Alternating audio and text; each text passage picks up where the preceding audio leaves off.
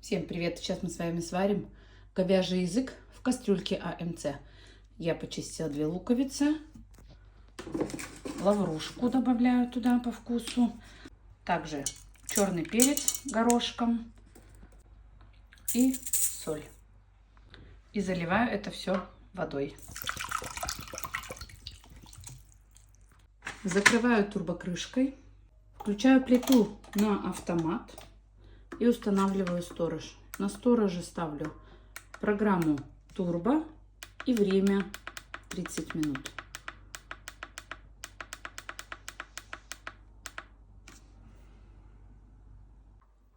Время истекло. Открываю крышку.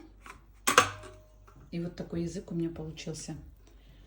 Почищу его и можно кушать. Приятного аппетита. Деликатес.